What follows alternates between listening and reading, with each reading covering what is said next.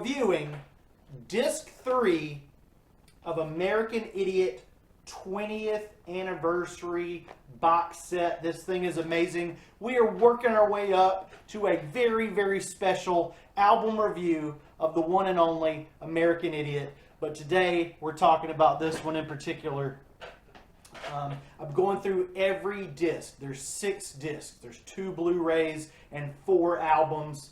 And this is disc 3. And this is the one that I was most excited about. This is the reason I spent that $50.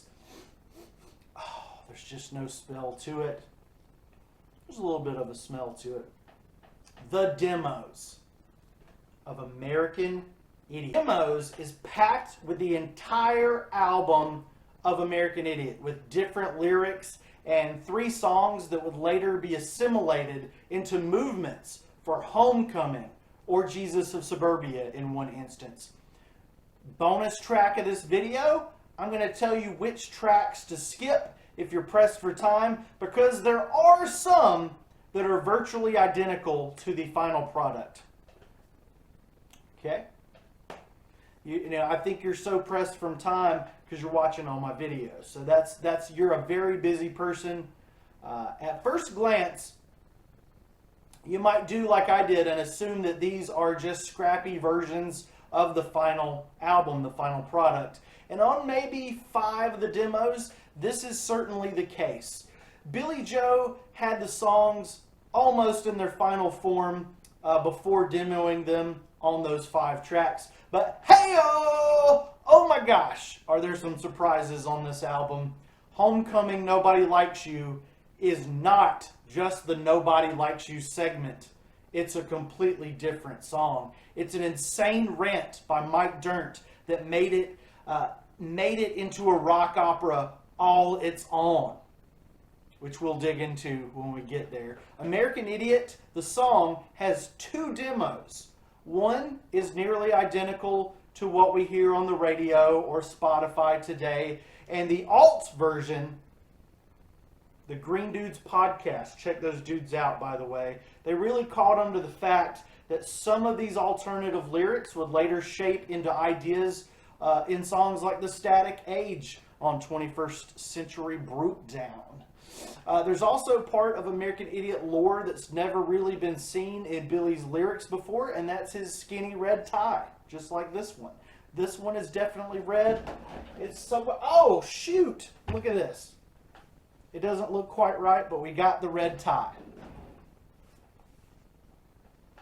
She had breasts shaped like eggs, flavoured them with my boy.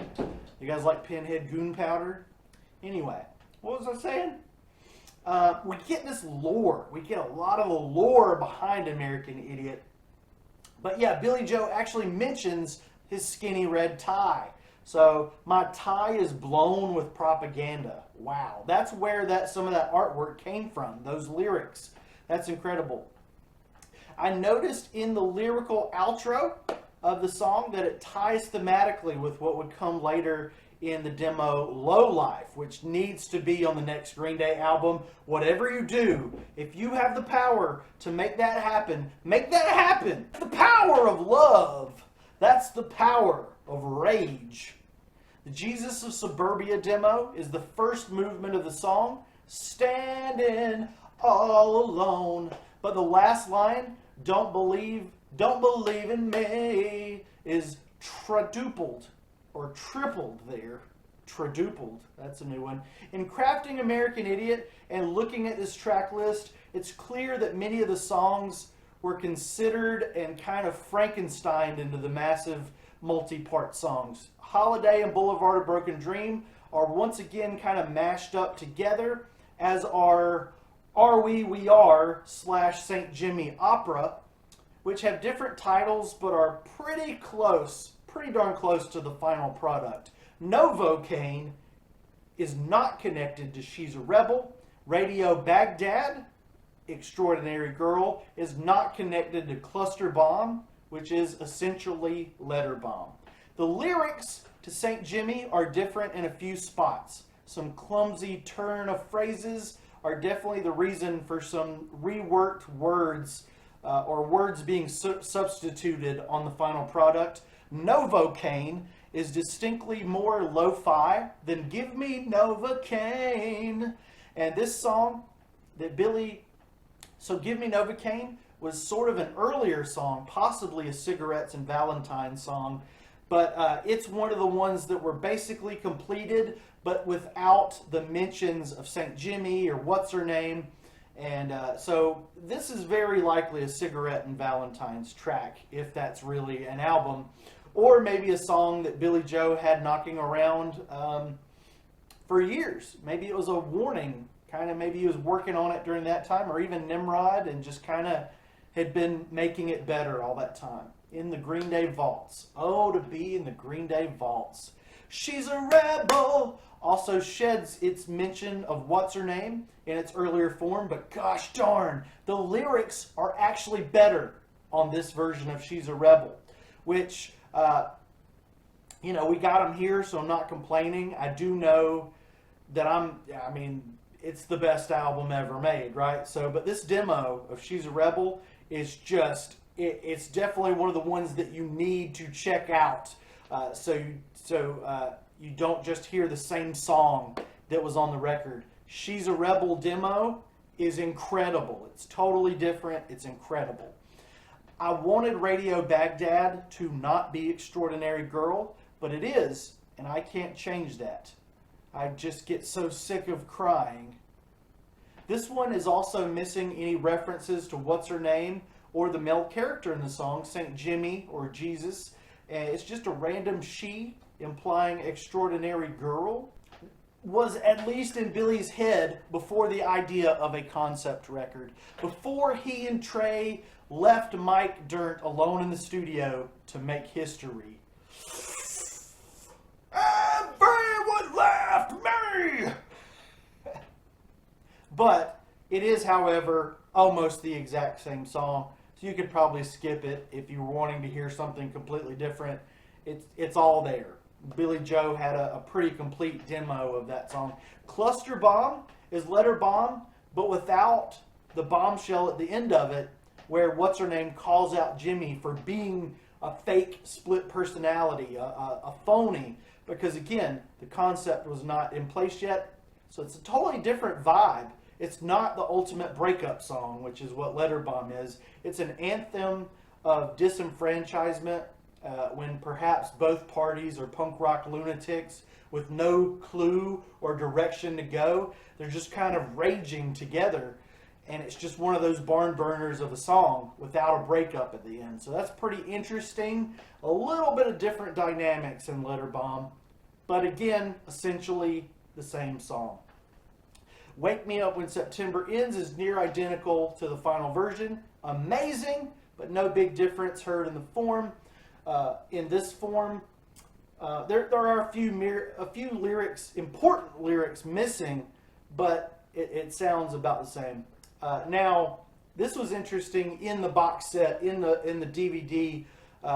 As Mike said, Billy should have wrote this song a long time ago, and I'm about to throw a reference at you. And if you dig this reference, I love you, man. I love you, woman. I love you, whoever you are. Billy Joe, Jilly Bo should have wrote this song a long time ago. And he did. What's her name is now spelled differently. No her, just surname? Whoa, whoa, whoa! Go, go, go, go, go, go, go! What am I saying? I want to talk about the new song, gosh poopin'. I want to play a new song. I jumped off the tracks, and we're jumping from track to track. Baby, baby eyes. Wow, that's loud. Anyway, Just Another Year would transform completely, becoming Homecoming Part 1, The Death of St. Jimmy.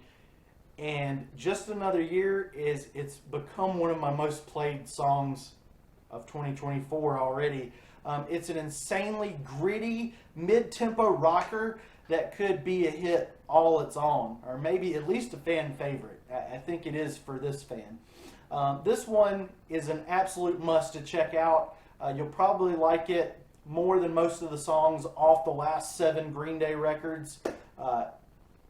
It's a song about heartbreak and separation from someone you love. It's fantastic. It's superb. Superbia. I'm the Jesus of Superbia. If this is the caliber of stuff that Green Day were sacrificing to make American Idiot, wow! They ditched bangers like this to make the greatest album of all time. It's incredible. Everyone's Breaking Down is another cannot miss edition. It's the original version of We're Coming Home Again from Homecoming, but with fully fleshed out and completely different lyrics into like a 4-minute track all its own. It's phenomenal. Phenomenal. It doesn't even sound like a demo. It's freaking all out. It's an all-out Green Day song is what it is. There's a few lines that end up in the final version of Homecoming, but this is basically a brand new Green Day song for you to enjoy. You gotta check it out. It's got the sounds of a radio station at the beginning, which sounds like a famous actor. Let me know. I think Green Day were toying with the idea of kind of changing radio stations like they did on East Jesus Nowhere and on other parts of 21st Century Breakdown. Just a theory, though. Just another year. Just another theory. Now, this is what Billy Joe, Jilly Bo, calls a finale. Lowlife. Lowlife, or traces of it, would end up in the dearly beloved movement of Jesus of Suburbia, the biggest, baddest song that ever got discarded. This is absolutely up to par with even the best that American Idiot has to offer. A vocal nod to Anarchy in the UK by the Sex Pistols. Right! And you've got a 10 out of 5 Green Day or even Network banger on your hands here. All right! Right! I like that Green Day continue to reference the Sex Pistols, even though that band clearly doesn't like this band. Screw them. Homecoming, Nobody Likes You. This is 10 minutes and 18 seconds. A song that made me discover the Phenomenauts and their hit songs like Don't Give Me That Broccoli. This is a band... The Phenomenauts, this is a band that showed Trey Cool the mastering of their album Rockets and Robots, which, like the Joker said, you wouldn't get it. So that was kind of a key part of the American Idiot puzzle. I love how after Trey rambles on about what he was doing, that Billy burst into, nobody cares! Well, nobody cares! It's so funny. It's like Billy Joe is telling Trey, we don't care what you were doing. Mike was missing me. When we get to the East Jesus, not East Jesus Nowhere, when we get to the East 12th Street movement, Billy Joe Armstrong is singing about himself. If it is a complete mind blow, it is, because we know that Billy is Jimmy. He is Jesus of Suburbia, but now it's kind of like, yeah, this was really happening. This version of Homecoming name drops everybody in Green Day, Jason White, Kenny Butler, who kind of inspired Mike to write Nobody Likes You, along with the Phenomenauts that Trey was possibly recording backup vocals for. Whoa!